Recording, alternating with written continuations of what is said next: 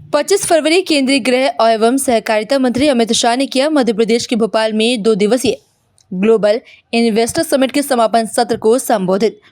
अपने संबोधन में मंत्री अमित शाह ने कहा कि 2 दिवसीय ग्लोबल इन्वेस्टर समिट में कुल 30,77,000 करोड़ रुपए के एमओयूज किए गए हैं। इनमें से कई एमओयूज जमीन पर उतरेंगे और एक बड़ी इंडस्ट्री के साथ साथ सहायक उद्योगों को भी मध्य प्रदेश में स्थापित करने में राज्य सरकार को मदद करेंगे। मंत्री शाह ने कहा कि 2 दिवसीय समिट में 200 से अधिक भारतीय कंपनियां, 200 से अधिक वैश्विक सीईओ, 20 से अधिक यूनिकॉर्न संस्थापक और 50 से अधिक देशों के प्रतिनिधि मध्य प्रदेश में निवेश करने और यहां के माहौल को देखने आए। उन्होंने कहा कि इस बार मध्य प्रदेश ने एक नए प्रयोग के तहत हर क्षेत्र का अलग अलग इन्वेस्टमेंट समेट कर पूरे मध्य प्रदेश का समविकास करने का प्रयास किया, जो आने वाले दिनों में कई राज्यों को दिशा दिखाएगा। साथ ही किया एक्सप्लोर करने से सारे रास्ते खोलने का प्रयास एवं मध्य प्रदेश के विकास को नया आयाम देने का काम।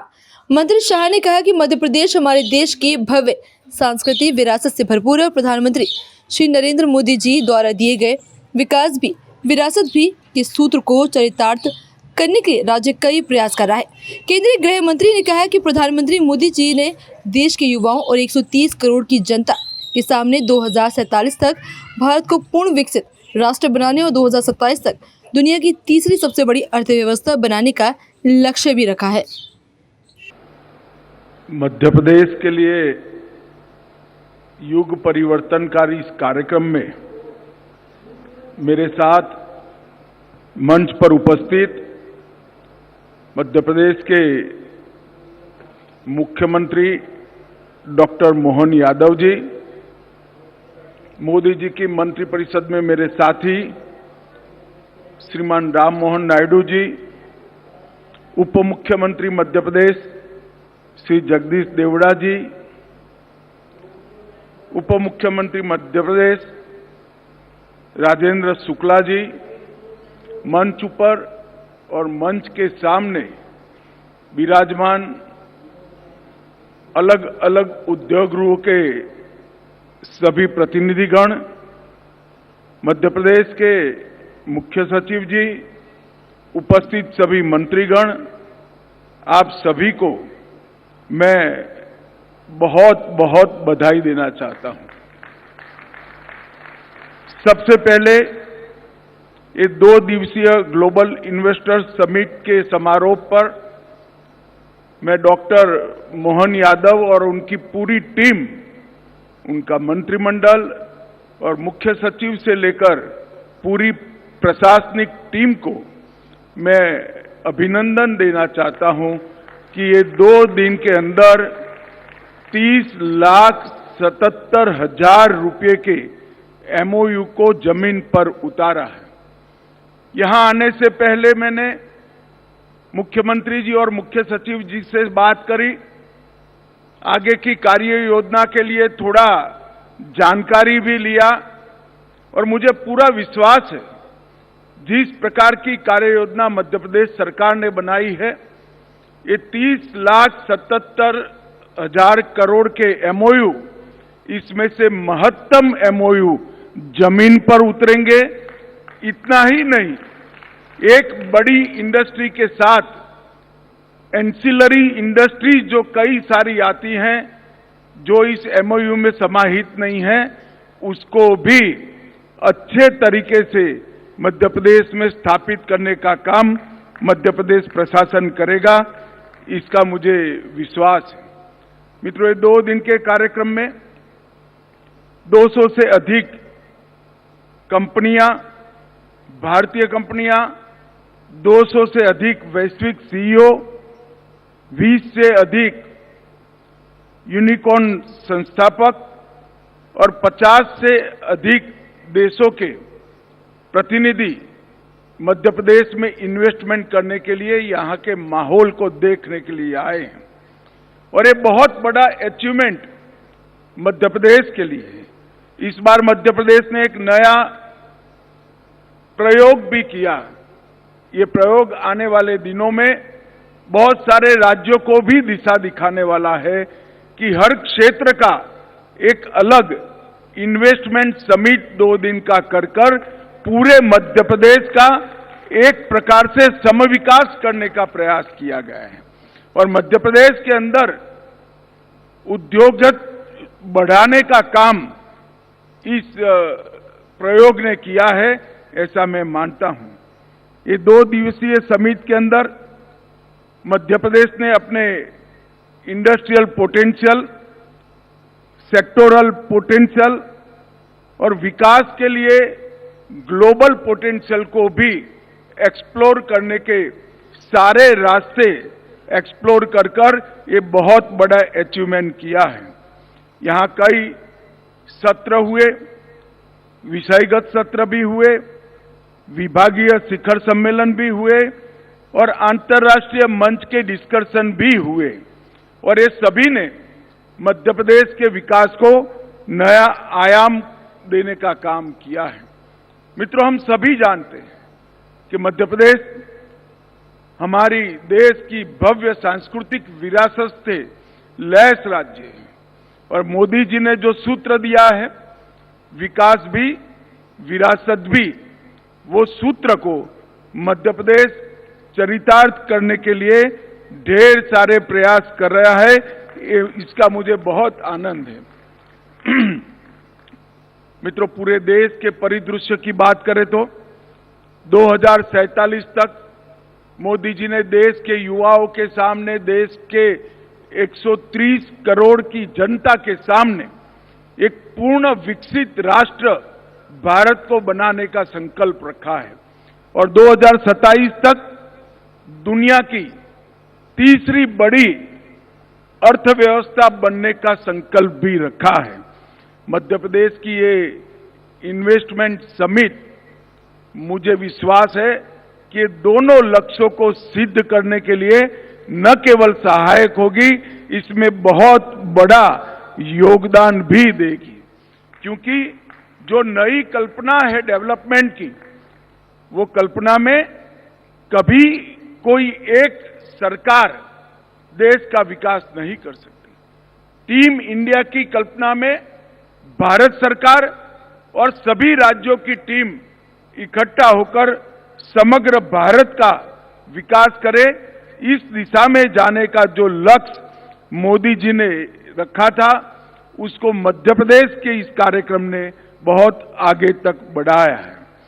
आज इस इन्वेस्टमेंट समिट के अंदर लोकल और ग्लोबल दोनों निवेश में वृद्धि करने के कई डायमेंशन अचीव कर लिए गए हैं। भारत की अमृत पीढ़ी के लिए, ये जो अमृत काल है, उसकी युवा पीढ़ी के लिए कई सारे कौशल विकास के द्वार ये समिट खोलेगी। ऑटोमेशन और जॉब क्रिएशन के बीच में समन्वय बनाकर मध्य प्रदेश सरकार ने जो नीतियां बनाई है, ढेर सारी अलग अलग सेक्टर के लिए नीतियां बनाई है, वो आगे बढ़ेगी और भारत को मैन्युफैक्चरिंग हब बनाने के लिए भी बहुत बड़ा सहायता करेगी। कोई भी व्यक्ति, कोई भी समूह, कोई भी कंपनी जब अपने एक्सपांशन के लिए स्थान तय करता है तो इसकी कुछ रिक्वायरमेंट है। सबसे पहला, एक स्टेबल गवर्नमेंट वो ढूंढता है जिससे नीतियों का स्थायित्व मिले और मध्य प्रदेश में मोदी जी के नेतृत्व में एक स्थायी और मजबूत सरकार अब विद्यमान है, जिससे विकास के द्वार खुले हैं। एक स्ट्रेटेजिक लोकेशन भी हमारे भारत के दिल ऐसे मध्य प्रदेश में है। बेहतर इंफ्रास्ट्रक्चर भी यहां पर बन चुका है। स्किल वर्कफोर्स की एक बड़ी फौज यहां पर उपलब्ध है। बेहतरीन इकोसिस्टम भी प्रशासन ने उपलब्ध कराया है। मार्केट का एक्सेस भी मध्य प्रदेश से ज्यादा और कोई राज्य को उपलब्ध नहीं है और डिमांड ओरिएंटेड इकोनॉमी भी अब यहां पर बढ़ रही है और इसके साथ साथ पारदर्शी शासन ने मध्य प्रदेश में इन्वेस्टमेंट के लिए काफी लोगों को आकर्षित किया है।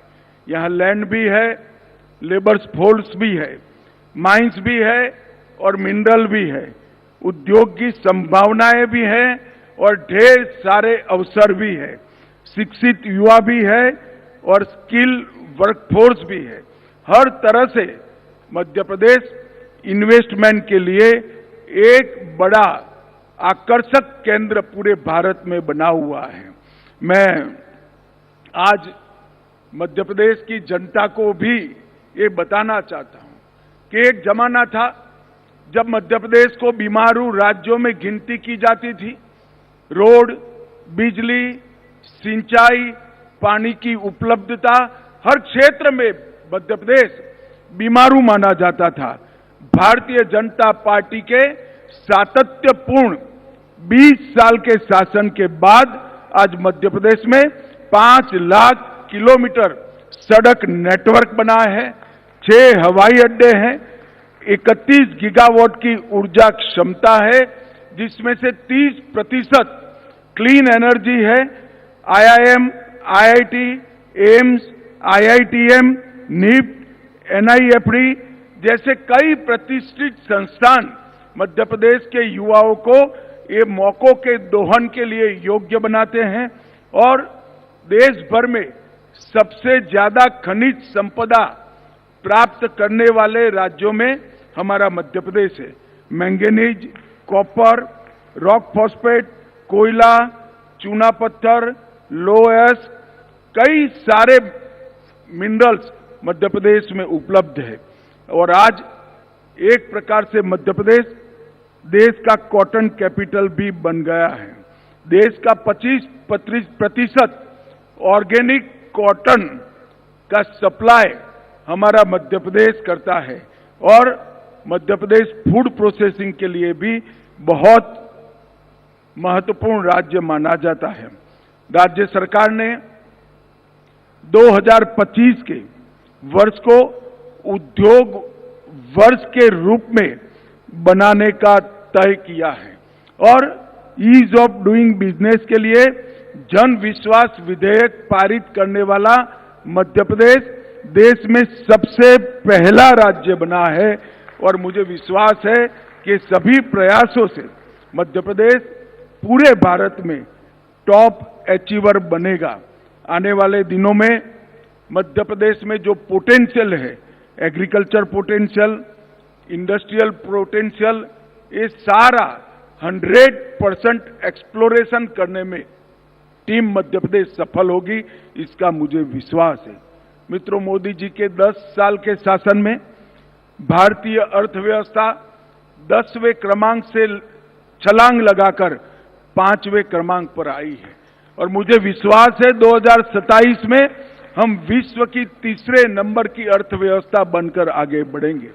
फॉरेक्स रिजर्व हमारा 2 गुना हुआ है, जीडीपी 2 गुना हो चुका है और प्रति व्यक्ति आय भी 10 साल में 2 गुना हुई है।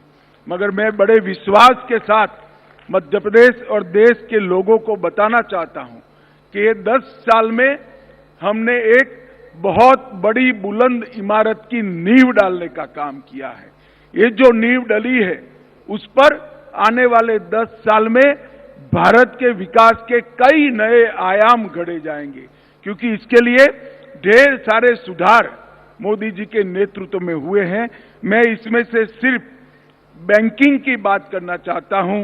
एक 10 साल के अंदर 54 करोड़ लोगों को एक प्रकार से बैंकिंग की नेट में लाने का काम किया।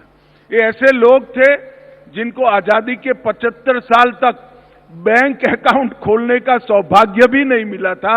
आज वो सभी को बैंकिंग उपलब्ध कराने का काम नरेंद्र मोदी जी ने किया है। इंसॉल्वेंसी और बैंक्रप्सी कोड और एनपीए को 2.5% से नीचे पहुंचाना, जीएसटी का सफल इम्प्लीमेंटेशन, सिंगल विंडो क्लियरेंस और कई सारे इंफ्रास्ट्रक्चर के काम, एक प्रकार से देखें तो 10 साल में 60,000 किलोमीटर राजमार्ग की वृद्धि हुई है, 8 लाख किलोमीटर गांवों के रास्ते बने हैं, हवाई अड्डे 74 की जगह 157 हुए हैं, रेलवे के वृद्धिकरण में डबल वृद्धि हुई है और कार्गो हैंडलिंग में भी डबल वृद्धि हुई है। और भारत ने नए इनिशिएटिव लेकर आने वाले 25 साल तक जो सेक्टर विश्व की अर्थ की नीति तय करने वाले हैं, विश्व की इकोनॉमी की दिशा तय करने वाले हैं, ऐसे सेक्टर में भारत आज फाउंडर बना है। चाहे एआई हो, ग्रीन हाइड्रोजन हो, ग्रीन एनर्जी हो, इलेक्ट्रिक व्हीकल हो, या पुराने सेक्टर जहां हम पिछड़े हुए थे, सेमीकंडक्टर और डिफेंस और हेल्थ हो, हर जगह पे हमने गैप को समाप्त करने का काम किया है। और मित्रों, आज मध्य प्रदेश की ये इन्वेस्टमेंट समिट ने न केवल मध्य प्रदेश, भारत के भी विकास को गति देने का काम किया है। और मैं आशा करता हूं कि मध्य प्रदेश आने वाले दिनों में भारत के प्रमुख उद्योग को प्रस्तापित करने वाले राज्यों में से बनेगा और मध्य प्रदेश का इकोनॉमिकल डेवलपमेंट भी दिन दूनी रात चौगुनी बढ़ेगा।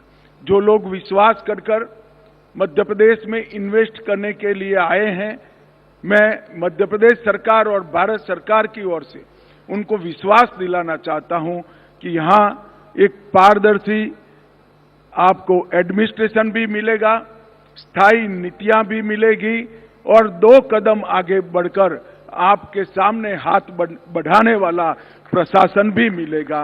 आइए विश्वास के साथ मध्य प्रदेश में इन्वेस्ट करिए और मध्य प्रदेश को एक देश का प्रमुख राज्य बनाने में सहायता करें। अंत में सभी लोगों का बहुत मनपूर्वक धन्यवाद और अभिनंदन कर मेरी बात को समाप्त करता हूं। वंदे मातरम।